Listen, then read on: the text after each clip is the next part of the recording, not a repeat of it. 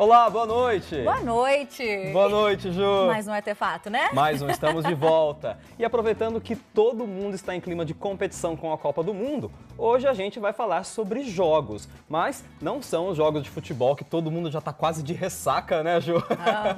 Vamos chegar até a final, gente. Vamos lá! Estamos suando com os jogos do Brasil, mas hoje o assunto não é futebol, são os jogos eletrônicos. Além de atraírem muitas crianças, os games também são garantia de diversão para muitos marmanjos, viu? E aí eu me incluo nessa galera. Com certeza. E além da parte divertida, é claro, o mercado de games está em crescimento aqui no Brasil. Por isso, para entender mais sobre a narrativa destes jogos, as novidades do mercado e sobre como anda a produção de jogos independentes, o nosso entrevistado da semana é o Gustavo de Paula. No programa de hoje, a gente também continua o nosso passeio pelo Museu do Futebol em São Paulo. A gente vai se aprofundar ainda mais na história desse esporte tão influente na nossa cultura. E além disso, claro, tem a agenda com os principais eventos da semana e as nossas dicas culturais. Bom, e você já sabe que o programa é ao vivo, né? Então, a gente fica aqui jogando um charme para você ir de casa, mandar aquela perguntinha esperta pra gente, né? Dê sua opinião sobre os assuntos que a gente conversa por aqui usando as redes sociais da TV Unesp. Para mandar perguntas e comentários, o endereço da nossa página no Facebook é o www.facebook.com/TV Unesp e o nosso perfil no Twitter é o @TV Unesp. Comente lá usando a hashtag Artefato. Estamos esperando, hein? Bom, vamos começar então o nosso bate-papo, Ju? Vamos lá que o nosso entrevistado tá ali já esperando. Vamos lá então. O nosso entrevistado, o Gustavo, é mestre em Linguística aplicada pela Unicamp e, além de pesquisador, também mantém um blog chamado Game e Crítica. E ele já está aqui, pronto para a nossa sabatina sobre games. Gustavo, muito obrigado pela sua presença aqui com a gente. Já vou dizer que você vai ser meu novo melhor amigo agora, viu? Isso é bom para começar novas amizades. Todo mundo. Obrigado pelo convite e boa noite. Imagina, a gente que agradece a sua presença. Gustavo, para a gente começar então esse bate-papo sobre games, a gente considera que houve uma grande evolução desde a criação dos games até os dias atuais, né? O que é que você destaca aí dessas mudanças? Quais são os principais atrativos dos games hoje em dia? Eu acho que com a evolução dos computadores, né, a capacidade gráfica de processamento e a capacidade de armazenamento, foi possível evoluir daqueles jogos que eram simplesinhos, só alguns pixels, para jogos mais elaborados, maiores, mais longos e com histórias verdadeiras, histórias mais complexas. Acho que é a principal evolução. E tem a questão visual também, que está cada vez mais Essa parte gráfica bonita, né? Tá quase fotorrealista já, assim, né? Uma busca pela verossimilhança total com a realidade. Assim. Quem hoje em dia você considera que faz algo diferente, algo realmente interessante? Olha, tem alguns designers de jogos que são consagrados, né? Como, por exemplo, o Sid Meier ou mesmo o Will Wright, que fizeram jogos aí que se tornaram marcos mesmo no desenvolvimento do videogame, como, por exemplo, é o SimCity ou The Sims, Civilization, que é um jogo de guerra baseado em turnos ali, que são jogos que mostraram para as pessoas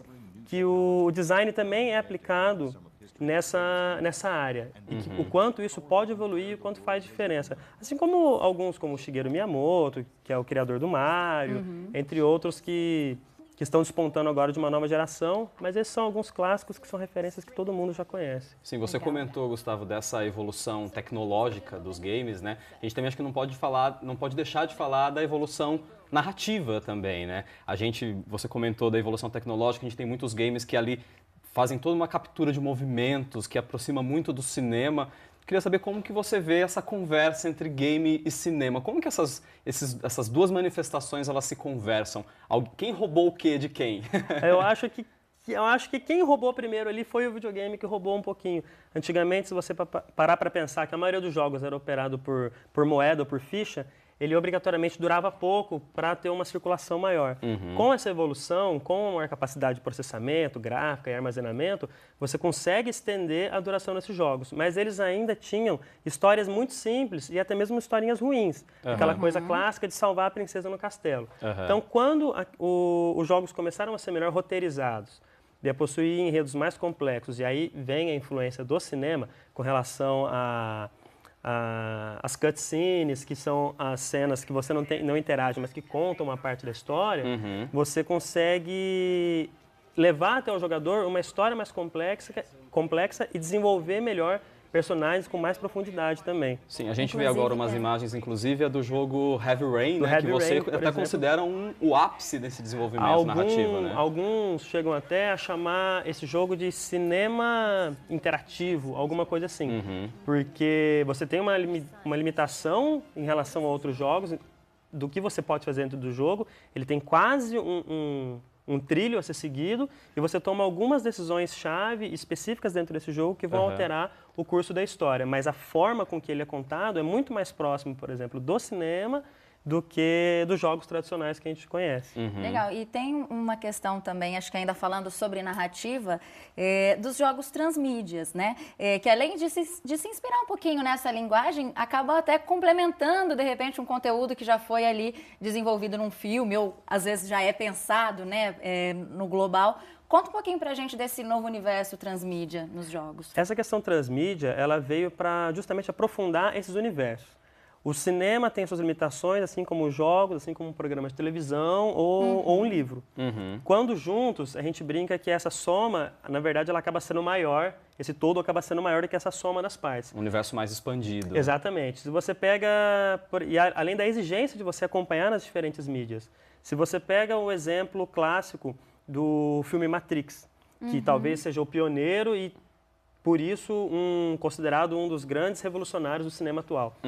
Quem assistiu os 3 filmes, ou assiste os 3 filmes até hoje, somente não tem uma compreensão global daquilo que acontece. E muitas vezes até reclamam que o filme não tem sentido, ou que não compreende. Que falta alguma coisa. A maioria das pessoas não sabe que parte da história, e é uma parte mesmo, não é a mesma história do filme contada em outra mídia. Só transposta. Exatamente, não é uma transposição. Tem uma parte da história que complementa aquilo que a gente vê, que é contada através da série de curtas Animatrix e através do jogo Enter the Matrix, que fazem total sentido dentro da história quando você volta para assistir a sequência dos filmes no cinema, né? Sim, até porque os filmes, cada um tem 2 horas de duração. É impossível você conseguir esgotar todo esse universo em 2 horas. Sim, né? acho que a ideia do transmídia é isso, deixar um pouco mais completo essa experiência, né? Exatamente. Até porque a sensação do jogo é de fazer parte, né? Eu acho que talvez... você explora cada um vai as mudando, peculiaridades, né, de cada mídia, né? No caso do jogo, você está controlando um personagem. Sim. Então você consegue fazer o jogador ter uma empatia, além de... Uma imersão muito maior. Né? Essa questão da imersão que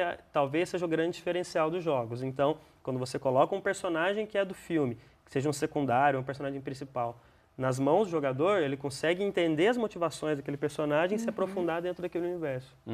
Gustavo, a gente ainda tem bastante coisa para conversar sobre game, então a gente vai chamar um intervalo rapidinho. E se você tiver alguma pergunta para o Gustavo, aproveite para enviar, porque no próximo bloco tem mais bate-papo sobre o universo dos games. E lembrando que também no próximo bloco a gente acompanha a 3ª reportagem sobre o Museu do Futebol em São Paulo. Então fique por aí, o Artefato volta já.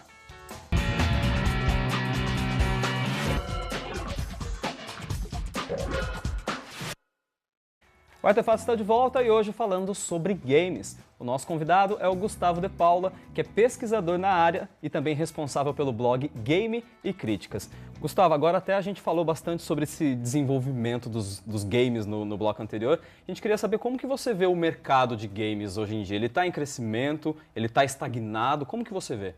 Teve um momento de deslumbre, assim, que foi quando os jogos tiveram um crescimento gigantesco, né? Hoje em dia eles são uma indústria maior, já que a do cinema e da música, até somadas. Também em consequência do declínio dessas duas mídias, de acordo com a pirataria.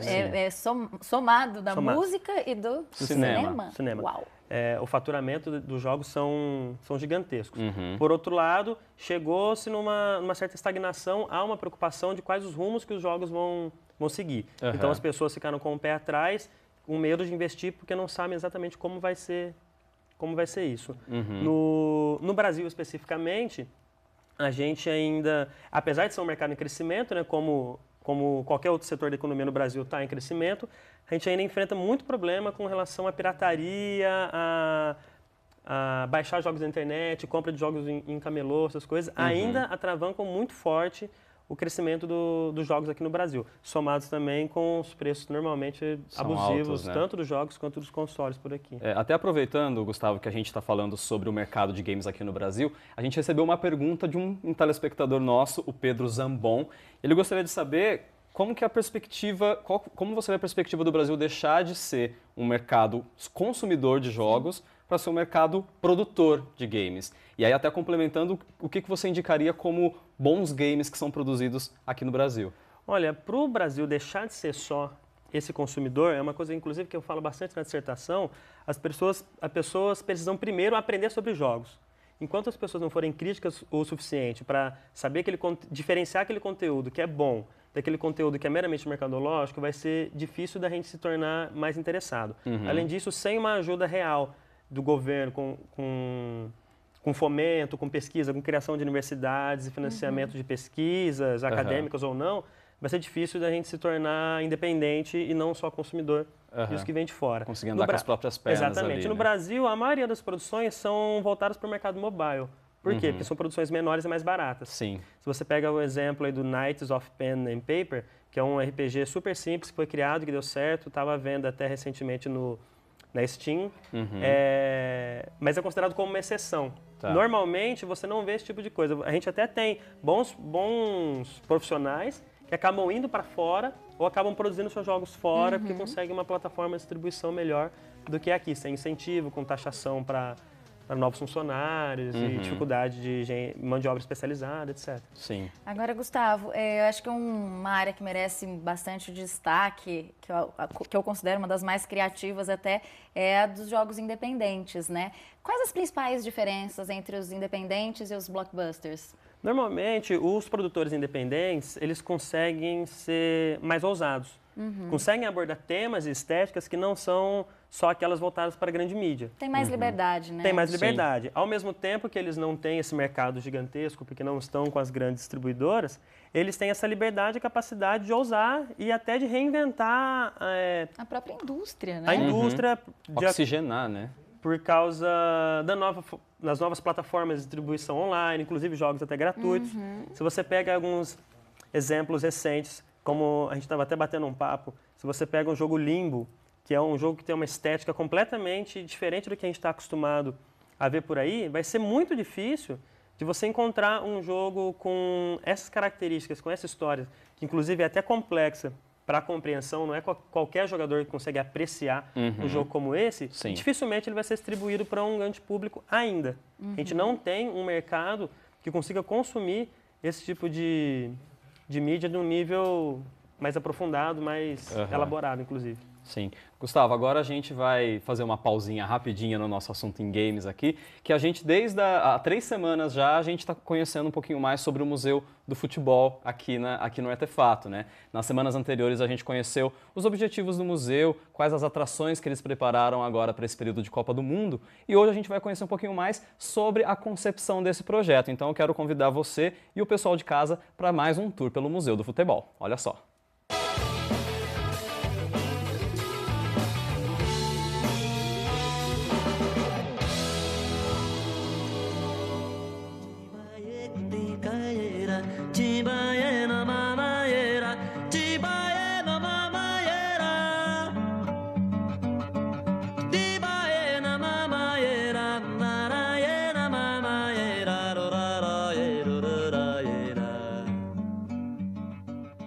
O Museu do Futebol, ele foi concebido a partir do ano de 2005.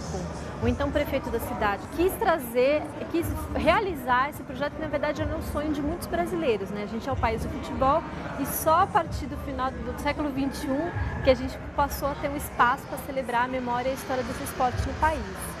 Aí começou todo um trabalho de pesquisa aqui na cidade para saber qual o espaço mais adequado para receber o projeto. E quando os arquitetos vieram visitar aqui, quando a equipe veio visitar aqui o espaço do Pacaembu, se descobriu esse espaço gigante que tem embaixo das arquibancadas principais do estádio. Isso estava subutilizado. O estádio ele foi projetado para receber delegações, para receber times e serem hospedados aqui. Então, onde você está hoje aqui, no Museu do Futebol, funcionava as hospedarias, toda a parte de acomodação de atletas, as salas de escritório, tinha um restaurante. E essa é uma das nossas grandes qualidades. A gente hoje conta a história do futebol brasileiro no século XX, no Museu do Futebol, num lugar que ainda se vive, que ainda se respira futebol na cidade, que é o estádio do Pacaembu. Não for brasileiro nessa hora.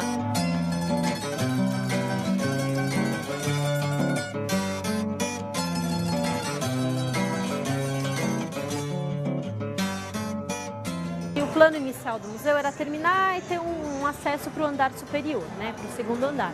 E a gente precisou abrir uma sala de saída de emergência. Nessa reforma estrutural aqui do prédio, a gente descobriu as entranhas da arquibancada, uma área que foi construída, uma fundação, vem lá dos anos 40, e a gente resolveu criar ali uma grande instalação em homenagem às torcidas. E essa sala é um sucesso, é a sala da exaltação. Você entra, passa uma porta giratória, você vai subir uma escada rolante e vai ver ali as torcidas. Você vai ver o rosto das torcidas, você vai ver as pessoas vibrando com o gol. Esse time é igual aqui, o time do povo. Terminada essa sala, você passa de novo por uma porta giratória e a gente começa o percurso mais histórico do museu. Então você começa com a sala das origens, onde você tem quadros do teto até ao chão. E a gente conta como que o futebol chega no Brasil e se torna o esporte mais popular já no começo dos anos 30, quando o futebol finalmente se torna uma prática profissional. Então conta a história dos primeiros campeonatos, tem os primeiros ídolos. A gente faz ali uma homenagem ao Charles Miller, foi um dos que trouxe o futebol no Brasil. Mas a gente também tem fotos, como que o futebol era jogado, mas como que o mundo era vivido. Então, o Museu do Futebol, a todo momento, ele tem essa relação de como que o futebol era praticado e como que era a sociedade à sua época. O alvinegro do parque, na cidade mar, você quem manda em tudo. Flamengo, Brasil, você é grande no mundo. Há quem diga que assim, se você não conhece uma pessoa e você quer puxar um assunto com ela, você fala de futebol. Eu acho que isso é super emblemático para mostrar como que realmente no Brasil o futebol tem uma presença que vai para além do que acontece nos gramados, nos campeonatos ou nesse universo de clubes e competições.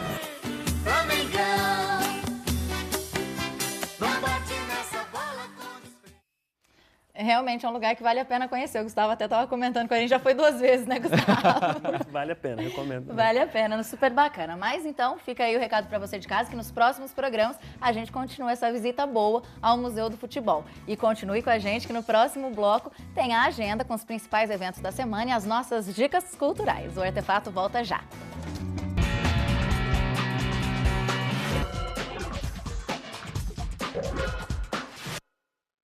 Artefato de volta, e você? Tá curioso para saber o que rola nessa semana aqui em Bauru? Então fique ligado na nossa agenda cultural.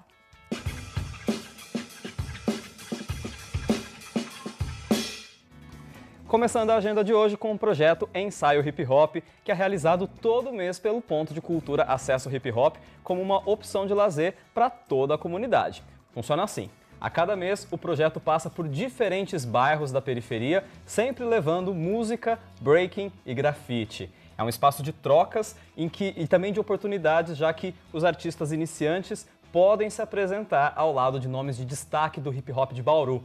Então, se você está a fim de curtir um som ou de se arriscar numa performance, né, Ju? Sim. O projeto Ensaio é neste domingo agora, dia 29, no bairro São Manuel. O palco vai ser montado na rua Afro França a partir das 4 da tarde. A entrada é de graça. Bom, e ainda no ritmo aí do hip hop, o Sesc traz a peça Chapetuba Futebol Clube, encenada pelo Núcleo Bartolomeu de Depoimentos. O grupo explora o conceito de teatro hip hop para dar vida à trajetória de um pequeno time do interior que sonha em chegar à primeira divisão. Mas essa tarefa não é tão fácil assim, porque nos bastidores dos campeonatos o time se depara com um universo de corrupção.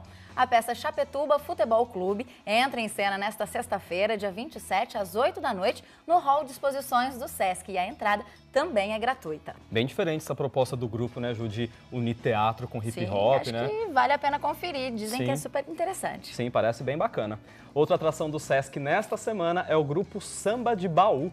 O projeto traz ao público um samba mais cadenciado, que se diferencia pelas interpretações e por contar as histórias das músicas tocadas nos shows. Além disso, o público pode colocar em um baú um papelzinho com as músicas que quer ouvir, né, Ju? E aí, enquanto rola a apresentação, o grupo abre esse baú e vai atendendo aos pedidos. Digamos que é um show interativo, né? Exato, aproveitando o nosso link com os games, né? No repertório fixo do show são relembrados clássicos do samba como o Samba da Minha Terra e O Mundo é um Moinho. Parece bem divertido, viu? Então, anota aí, o grupo Samba de Baú se apresenta de graça nesse domingo agora, também dia 29, a partir das 4 da tarde, na área de convivência do Sesc. Bom, e fechando a nossa agenda, hoje à noite tem mais músicas no Sesc. O cantor e compositor Diogo Poças apresenta as músicas do segundo disco dele, chamado Imune. Nesse trabalho, ele mescla vários gêneros da música brasileira. E a gente separou um vídeo aqui para você que ainda não conhece o trabalho do Diogo conferir. Roda! Onde estão? E seu sol apaga minha estrada.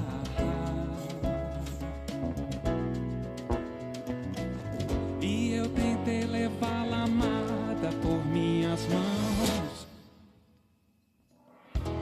o que estampava em sua face aquela bela lua, boca branca no cume do céu, rindo do meu coração.